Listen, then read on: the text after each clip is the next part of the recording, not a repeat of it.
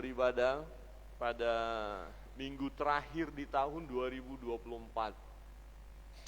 Kalau kita lihat situasi yang terjadi antara kegembiraan dan kesedihan, mungkin lebih banyak kesedihan di bulan Desember ini dengan cuaca seperti sekarang, dan banjir masih terjadi di mana-mana, hampir seluruh Indonesia. Belum lagi peristiwa-peristiwa yang lain, ya, bencana-bencana yang lain membuat kita ya secara manusia bisa bersedih, ya. Dan ini sebagai ujian, saya yakin menjadi satu ujian, apakah pada saat seperti sekarang, ya, secara khusus saudara-saudara kita yang mengalami kesedihan, mengalami duka, masih mampu berkata bahwa Tuhan baik bagi mereka, mampu berkata bahwa Tuhan itu baik selama-lamanya. Tema kita adalah God is good all the time. Betulkah Allah kita itu baik selama-lamanya? Ketika saudara diberi kekuatan, kesehatan, Bapak Ibu diberkati, materi berlimpah, ya, ada THR dapat cukup besar, ya, ada sesuatu yang sangat-sangat menggembirakan hati. Tidak terlalu susah kita berkata God is good all the time. Haleluya, puji Tuhan, saya diberkati. Tetapi bagaimana jika situasi yang kita alami seperti saudara-saudara kita yang lain, rumahnya tenggelam, hartanya ludes, padi yang 1 minggu lagi panen direndam banjir, tidak ada hasil, kerugian yang luar biasa. Mampukah kita berkata God is good all the time? Susah, saya yakin susah. Jangankan penderitaan yang sedahsyat itu, ya, mungkin pada saat kita mau ke gereja tiba-tiba hujan, kita nggak bawa mantel, itu pun sudah menjadi, rasanya sudah dongkol luar biasa. Itu bisa terjadi. Atau mungkin putar haluan, tidak usah ke gereja lah, hujan kok ini, udahlah Tuhan yang kasih hujan, kenapa saya mau ke gereja, kemudian kita balik haluan. Atau mungkin kita berkata lebih baik tidur saja. Atau tetap terobos sekalipun hujan-hujanan dan berkata God is good. Amin. Waktu saya katakan God is good, saudara berkata all the time. God is good. Amin. Benar. Kantong sudah menipis. Amin. Tuhan baik. Tuhan baik. Doa-doa belum dikabulkan, Tuhan tetap baik. Ada dikasih sakit sedikit dan sakit agak besar. Amin. Haleluya. Saudara yang terkasih dalam Tuhan, firman Tuhan yang akan kita renungkan ini menarik, bahwa Yeremia menulis kesaksiannya, bagaimana dia mengalami, melihat sendiri kesukaran yang terjadi yang luar biasa bagi umat Yehuda. Ya, kita merenungkan firman Tuhan dalam Ratapan pasal 3, Ratapan pasal 3 ayat 22 dan 23. Ini perlu kita pegang kebenaran ini manakala kita diperhadapkan dalam situasi sulit. Ini sangat penting. Ya, biasanya orang mulai goncang pada saat situasi sulit. Itu mulai tergoncang karena memang sasaran utama adalah iman. Apakah tetap berkata Allah itu baik, Allah mengasihi saya? Ratapan pasal 3 ayat 22 dan 23 kita baca bersama-sama. 1, 2, 3.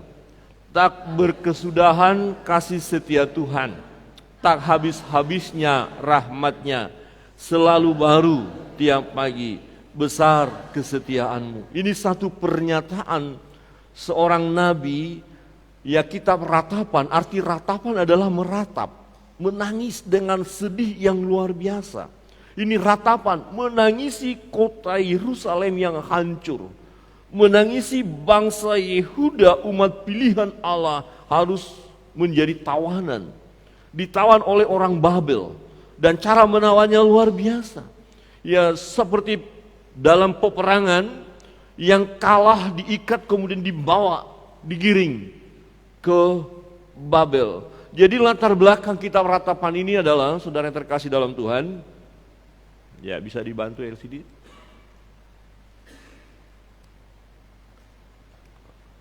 Ya. Latar belakangnya bangsa ini mengalami pembuangan ke Babel tahun 586 sebelum Masehi.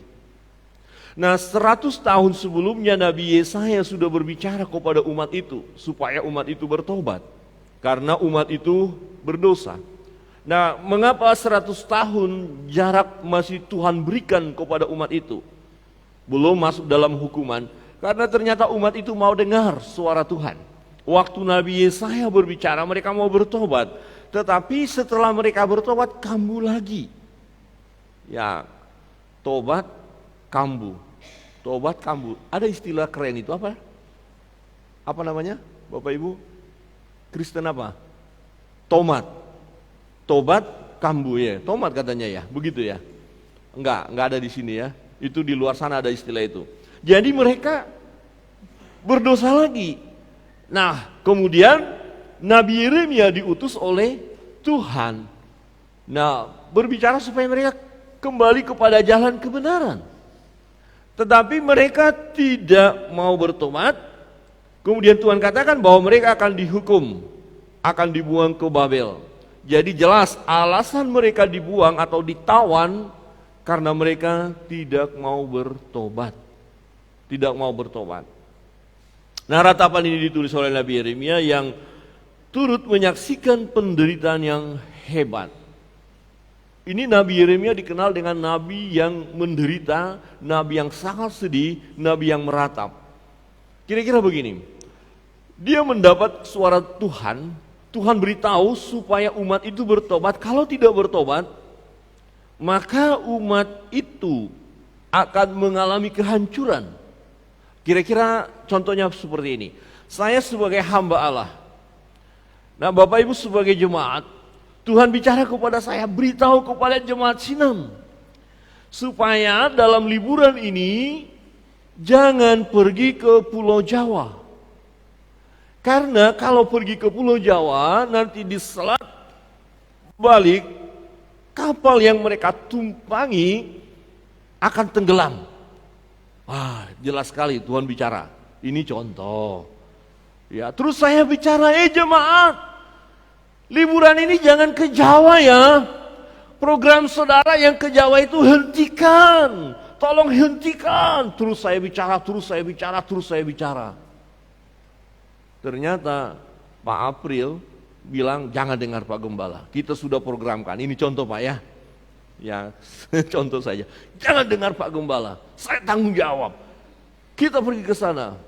Nah, Pak Moses yang di depan setuju. Ya benar. Pak Gembala nggak usah dengar. Kemudian Rio dari pemuda bilang, iya betul. Kita pergi.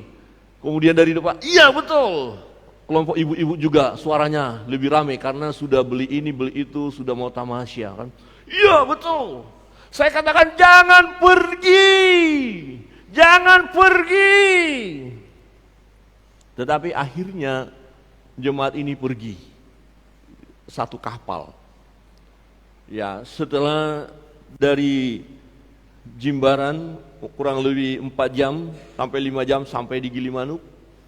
Kemudian nyebrang. Setelah jam ke-6 saya buka status. Dan banyak orang berkata, innanillahi wa innani roji'un. Innanillahi wa innani roji'un. Itu innanillahi wa innani roji'un. Dan ternyata semua adalah satu kelompok besar. Jemaat Sinam. Kira-kira saya ketawa? Saya ketawa? Tidak, saya menangis. Saya kata, sudah ku bilang jangan pergi. Pergi juga kau. Matilah kau. Tenggelamlah kau. Begitu?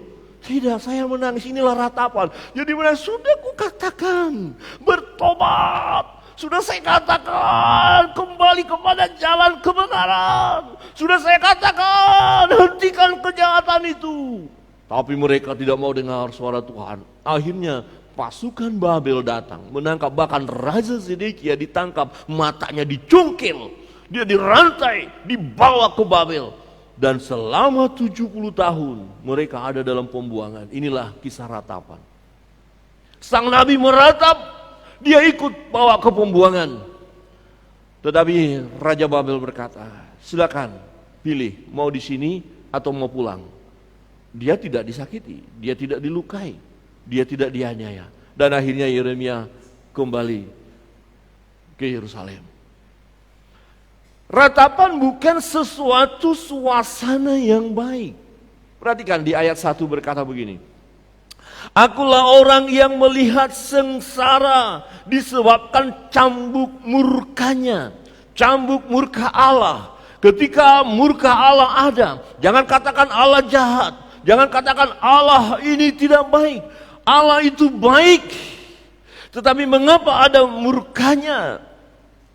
Ayat yang kedua, ia menghalau dan membawa aku ke dalam kegelapan yang tidak ada terangnya. Digambarkan suasana yang gelap. Saya bisa bayangkan seperti pada malam hari, kita sedang tertidur, kemudian tiba-tiba terjadi air yang luar biasa seperti saudara-saudara kita alami.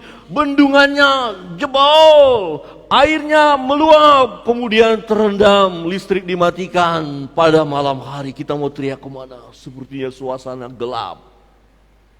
Ia menghalau dan membawa aku ke dalam kegelapan yang tidak ada terangnya. Sesungguhnya aku dipukulnya berulang-ulang dengan tangannya sepanjang hari. Ini menggambarkan satu duka yang dahsyat, satu suasana sengsara yang besar. Ya, ini sesuatu yang tidak mudah diterima oleh manusia. Tetapi itu fakta terjadi. Ya, lanjut. LCD minta tolong. Di ayat 4. Ia menyusutkan dagingku dan kulitku, tulang-tulangku dipatahkannya. Ini dalam ratapan, dia merasa sepertinya dia diremukkan. Ya, gambaran seperti seorang yang sudah sakit parah, tidak kunjung sembuh, aduh mau mati rasanya.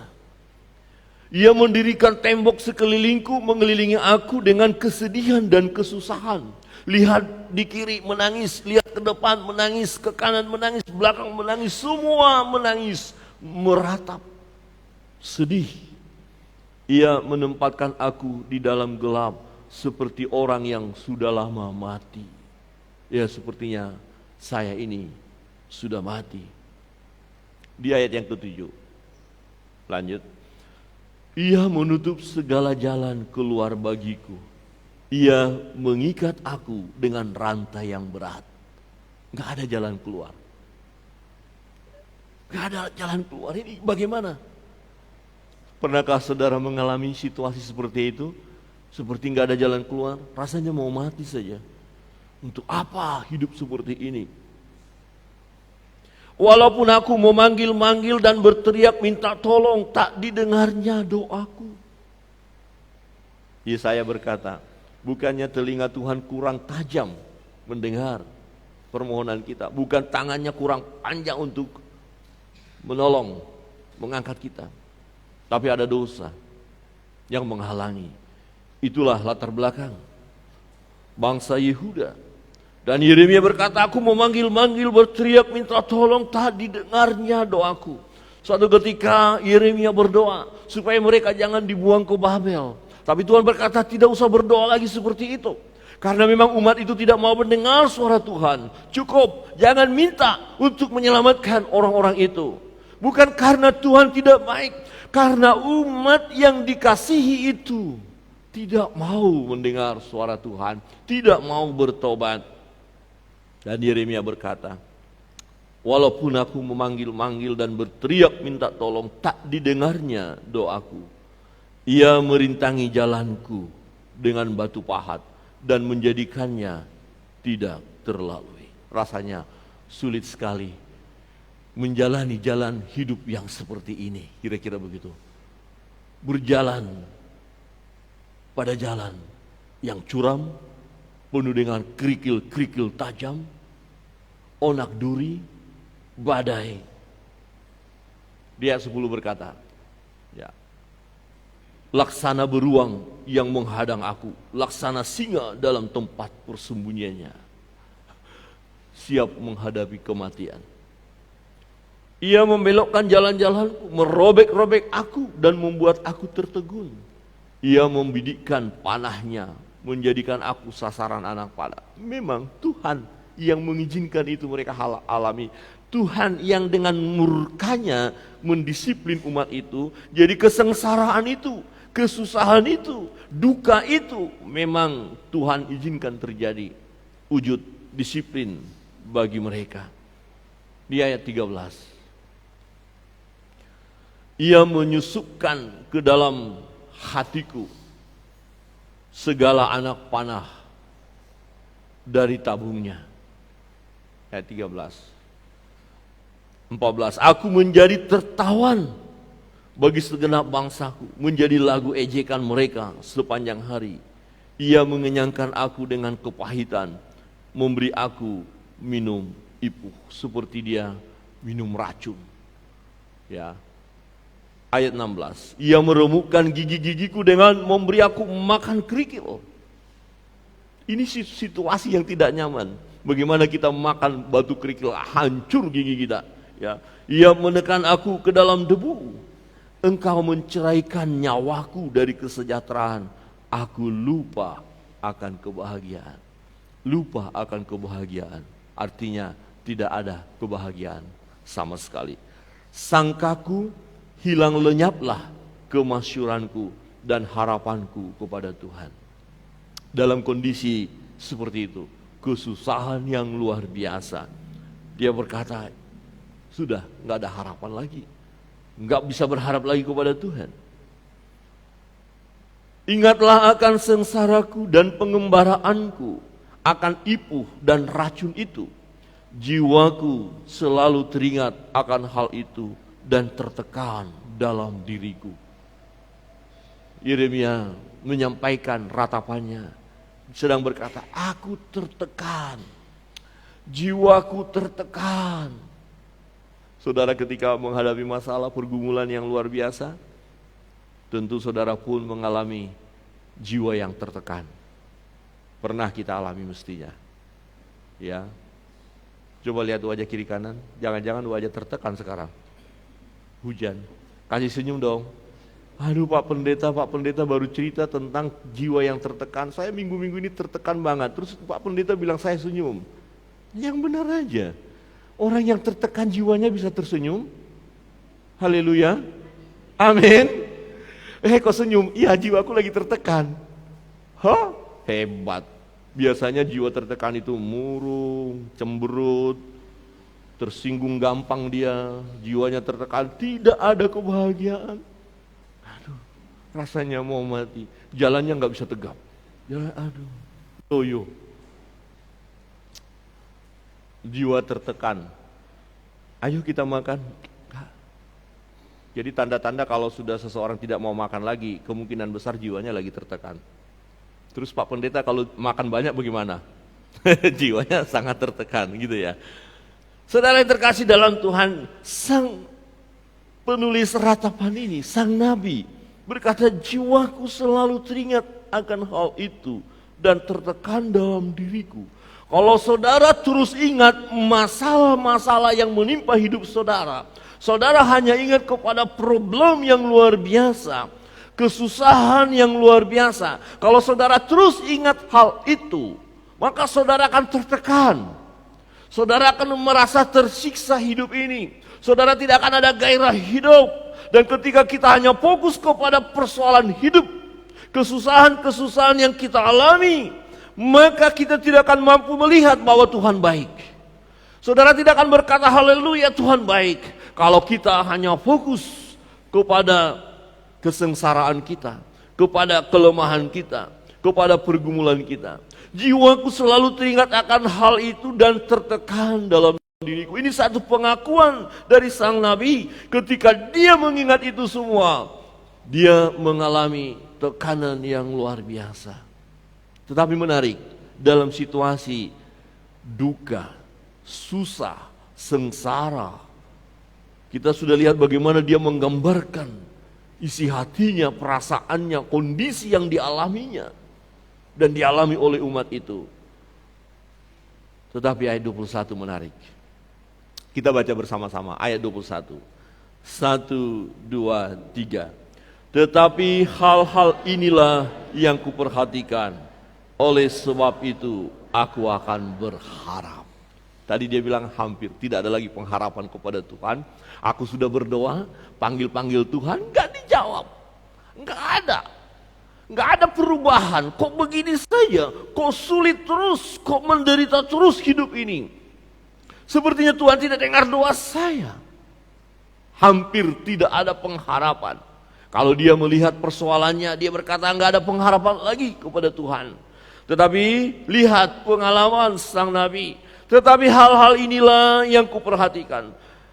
Oleh sebab itu aku akan berharap. Apa yang dia lakukan?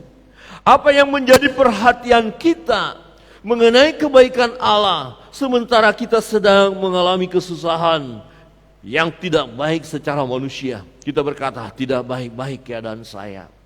Apa yang harus kita lakukan? Pusat perhatian kita kepada siapa? Supaya kita tetap dapat berkata, Tuhanku adalah Tuhan yang baik. Kebenaran firman Tuhan yang pertama. Ini yang kita akan renungkan. Ini yang diperhatikan oleh Nabi Yeremia. Bukan lagi memperhatikan persoalan memang sudah ada. Penderitaan sudah ada. Pergumulan itu sudah ada. Nah, pertama adalah kebaikan Tuhan tidak berarti semua akan baik-baik saja. Ini penting ketika kita berkata Tuhan baik, Allahku baik, kemudian kita berkata pasti tidak ada kesusahan, pasti tidak ada pergumulan, maka saudara akan kecewa. Karena saudara bisa mengalami penderitaan kesusahan. Misalnya tiba-tiba keadaan alam, bencana terjadi. Kalau saudara dan saya berkata bahwa Tuhan kita baik, bahwa semua akan baik-baik, ternyata Tuhan izinkan kesusahan terjadi, maka kita akan berkata ternyata Tuhan tidak baik. Tetapi kalau kita tahu kebenaran ini, kita pegang kebenaran ini bahwa kebaikan Tuhan tidak berarti semua akan baik-baik saja. Kebaikan Tuhan tidak menutup bahwa masa sulit bisa terjadi dalam hidup kita, disiplin bisa kita alami. Ketika situasi yang kurang baik itu kita alami, sesungguhnya Allah itu tetap baik. Sebab Allah tak berubah dahulu, sekarang, sampai selama-lamanya. Kebaikan Allah tidak pernah berubah dan tidak akan berubah. Kebaikan Allah tidak tergantung situasi. Oh, Tuhan baik ketika situasi baik. Oh, Tuhan tidak baik ketika situasi tidak baik. Tidak. Situasi, kondisi apapun tidak mempengaruhi kebaikan Tuhan. Tuhan selalu baik. Amin. Masalahnya kita yang tidak mampu berkata Tuhan baik, kalau kita hanya fokus kepada masalah kita, fokus pada penderitaan kita, fokus kepada kelemahan-kelemahan kita. Orang-orang yang hanya fokus kepada persoalan, pergumulannya, kecenderungannya adalah mengeluh. Di sini tidak ada yang ngaku. Ada, amin. Bangsa Israel itu kecenderungannya mengeluh. Ketika ada mujizat, oh haleluya, mujizat terjadi. Oh haleluya, mujizat yang spektakuler terjadi dalam kehidupan bangsa Israel ketika keluar dari Mesir. Tetapi baru Tuhan izinkan masalah. Mereka bersungut-sungut. Kecenderungan orang yang tidak mampu melihat bahwa Allah baik, kecenderungannya adalah bersungut-sungut. Tetapi kalau saudara dan saya tahu bahwa kebaikan Tuhan tidak berarti semua baik. Ketika sesuatu yang tidak baik terjadi, tetap kita berkata, oh Allahku baik, Allahku baik. Saudara, pengalaman bangsa Yehuda, dosa manusia, ya, dosa mereka membuat mereka harus mengalami kesusahan itu. Dosa manusia tidak membuat Allah menjadi pribadi yang tidak baik. Ya, oh saya yang berdosa, saya dihukum. Kemudian kita katakan, oh Allah berubah. Kenapa Tuhan hukum saya? Berarti Allah berubah, Allah tidak baik. Tidak, Allah tetap baik. Dosa manusia tidak membuat Allah menjadi pribadi yang tidak baik. Ketika ia menghukum manusia itu karena dosa-dosa manusia itu.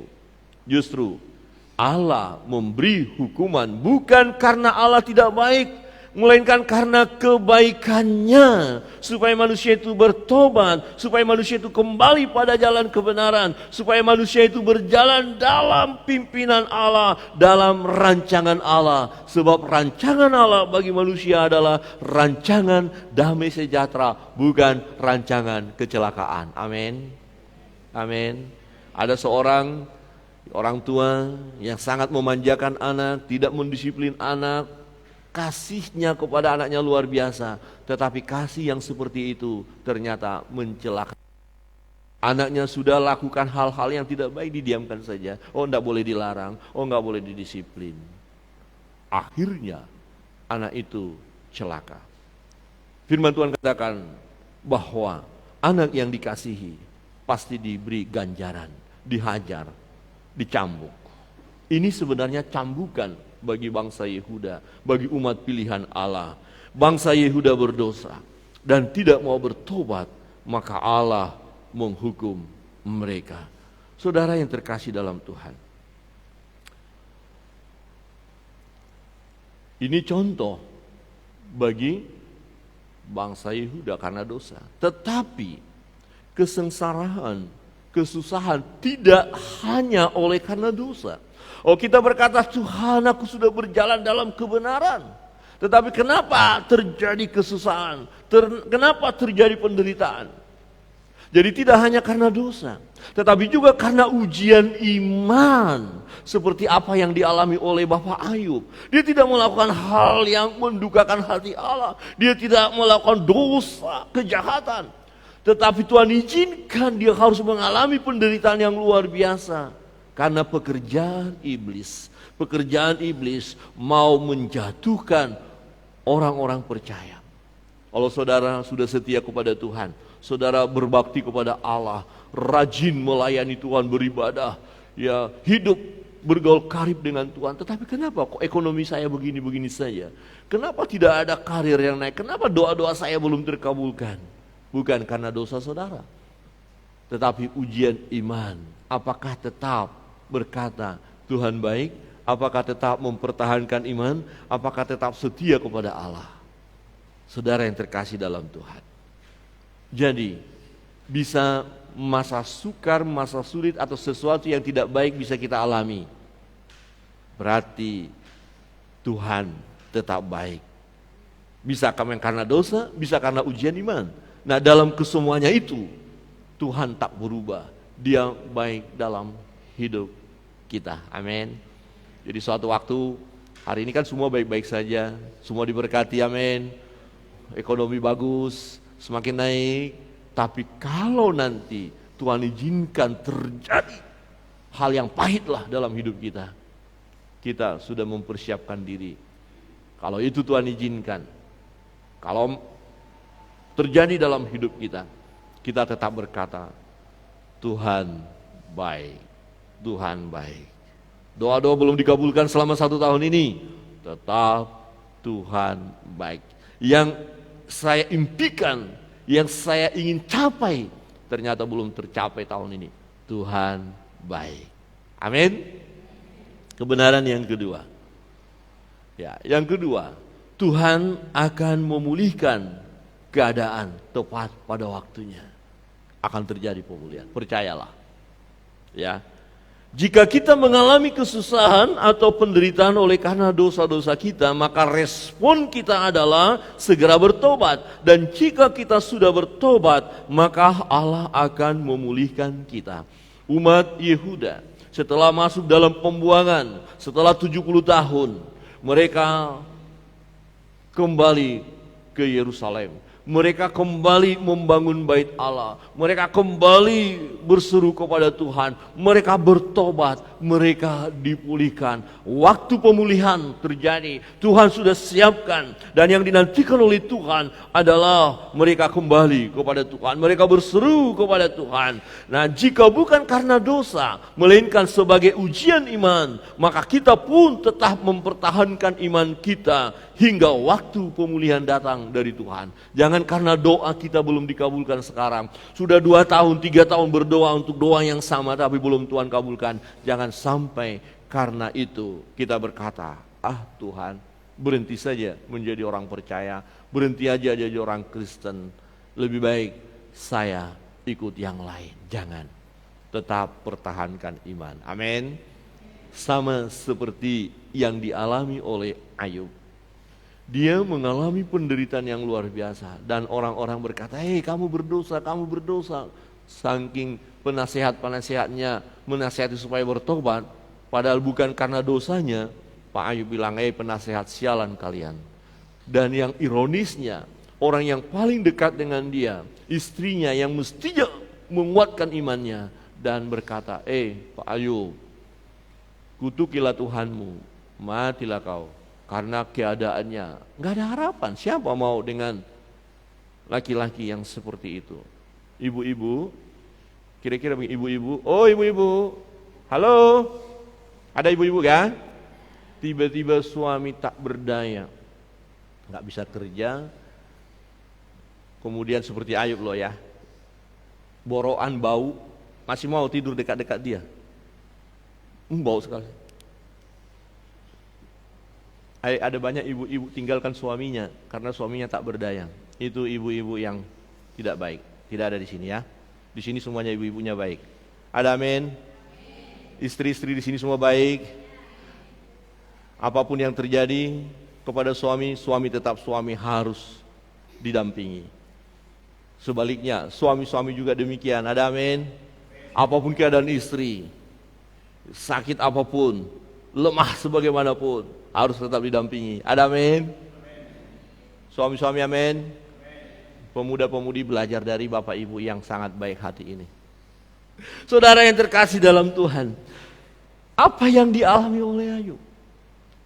Tetapi dia tetap mempertahankan imannya. Apakah kita hanya menerima yang baik saja, kemudian yang tidak baik, terus kita berkata, Tuhan, kau lakukan aku seperti ini, berarti Tuhan tidak baik, berarti Tuhan jahat, aku gak mau lagi menyembah Engkau Tuhan. Ada banyak orang yang kecewa mengikut Tuhan karena permintaannya belum Tuhan kabulkan. Ini sangat menyedihkan. Tetapi kalau kita tahu kebenaran ini, kita harus bertahan. Baik Tuhan, saat ini aku alami masa susah, masa sukar karena Engkau izinkan. Dan aku tahu akan tiba waktunya pemulihan itu. Di ayat 31. Firman Tuhan berbunyi demikian, karena tidak untuk selama-lamanya Tuhan mengucilkan. Karena walaupun ia mendatangkan susah, konteksnya buat orang Yehuda, bangsa Yahudi, bangsa Israel ini. Karena walaupun ia mendatangkan susah, ia juga menyayangi menurut kebesaran kasih setianya. Jadi Tuhan tidak pernah membenci umat itu. Umat itu sampai sekarang adalah umat kesayangannya, umat pilihannya. Sama seperti orang tua ketika dia disiplin anaknya, anaknya berkata papa mama jahat, tapi papa mama tidak pernah jahat. Papa mama tetap mengasihi anak, hanya anak saja kadang-kadang belum sampai pemahamannya melihat bahwa disiplin itu sebagai kasih. Saudara yang terkasih dalam Tuhan, firman Tuhan katakan, karena walaupun ia mendatangkan susah dalam bentuk disiplin ini, ia juga menyayangi menurut kebesaran kasih setianya. Karena tidak dengan rela hati ia menindas dan merisaukan anak-anak manusia. Tidak dengan rela hati. Artinya begini, kalau ada orang tua sampai memukul anaknya, itu rasanya, aduh kenapa saya harus pukul kau nak? Kalau cukup saya bicara saja, kalau pulang berjalan-jalan ya sebelum jam 10 malam sudah pulang. Kalau sudah pulang sebelum jam 10 malam, apa harus dipukul? Apa harus lebih keras? Oh tidak, ternyata pulang sampai jam 2 pagi, mulai marah gitu kira-kira. Jadi waktu dipukul anak ini, bukan dipukul dengan sukacita, aku pukul kau ya, gak mungkin, rasanya sedih. Ya ini maksudnya, karena tidak dengan rela, ya tidak dengan rela hati yang menindas dan merisaukan anak-anak manusia. Tetapi Tuhan harus lakukan itu, tapi tidak melebihi batas. Ada waktunya dan Tuhan sudah tentukan bagi umat itu. Di ayat 34 berkata begini, Kalau dipijak-pijak dengan kaki tawanan-tawanan di dunia, kalau hak orang dibelokkan di hadapan yang maha tinggi, atau orang yang diperlakukan tidak adil dalam perkaranya, masakan Tuhan tidak melihatnya? Tuhan melihat, Tuhan tahu semuanya. Jadi pergumulan saudara, pergumulan saya, Tuhan tahu. Dan diperlukan bagi kita dengan kesabaran menantikan pertolongan Tuhan, menantikan bahwa Dia akan bertindak membebaskan kita dari kesukaran itu. Dan itu yang terjadi nanti bagi bangsa Israel dalam pembacaan kita. Setelah 70 tahun masa pembuangan itu, mereka kembali ke Yerusalem. Mereka kembali menyembah Allah. Siapa berfirman, maka semuanya jadi. Bukankah Tuhan yang memerintahkannya? Bukankah dari mulut yang maha tinggi keluar apa yang buruk dan apa yang baik? Mengapa orang hidup mengeluh? Biarlah setiap orang mengeluh tentang dosanya. Jadi persoalannya jelas sekali Bapak Ibu Saudara yang terkasih dalam Tuhan. Ya. Keadaan umat itu. Tetapi Tuhan lihat, Tuhan tahu. Babel hanya alat di tangan Tuhan untuk menghukum bangsa Yehuda. Tetapi bangsa Babel kebablasan, keterlaluan melakukan hal yang jahat kepada bangsa Yehuda. Kemudian Tuhan berkata, aku akan biarkan bangsa Babel begitu. Tidak, nanti bangsa Babel dihukum oleh Tuhan. Saudara yang terkasih dalam Tuhan, mari kita nantikan pertolongan Tuhan. Mungkin masa-masa susah, sukar, sulit kita hadapi. Jangan putus asa, jangan hilang pengharapan. Amin. Coba lihat kiri kanan dan katakan, kalau engkau susah, jangan sampai hilang pengharapan. Hati-hati, orang yang sudah kehilangan pengharapan sangat sedih sekali, menyedihkan sekali. Gak ada harapan hidup. Ya, tidak datang kepada Tuhan. Kebenaran yang ketiga dari pengalaman Nabi Yeremia ketika dia menulis ratapan, sedang meratap, sedang sedih, belum Tuhan tolong. Tetapi dia tidak mau melihat persoalan-persoalan itu. Ini yang aku perhatikan, dia katakan. Yang ketiga adalah bahwa kebaikan Tuhan sesungguhnya tak berkesudahan. Kebaikan Tuhan tak berkesudahan. Mampukah kita berkata bahwa Tuhan baik, rahmatnya selalu, ya berkatnya akan terus mengalir tiap hari, tiap pagi. Nah, ini yang dikatakan oleh Nabi Yeremia, bahwa kebaikan Tuhan itu tidak dipengaruhi oleh situasi dan kondisi. Allah tidak pernah kehabisan kebaikan untuk diberikan kepada manusia itu. Ya, dia mampu memberi yang terbaik bagi kita, bagi saudara dan saya. Dia Allah yang sanggup memberikannya. Dia tidak akan menahan-nahan. Dia baik. Kalau kita yakin kebenaran ini, bahwa kasih setia Allah tak berkesudahan, Dia selalu baik, baik dan selalu baik, maka ayat 24 harus kita perkatakan. Dalam keadaan susah, dalam keadaan meratap, tetapi kita mau berkata, ayat 24, kita baca bersama-sama. 1, 2, 3. Tuhan adalah bagianku, kata jiwaku. Oleh sebab itu, aku berharap kepadanya. Amin. Naikkan doa permohonan kepada Tuhan. Tetap ada harapan.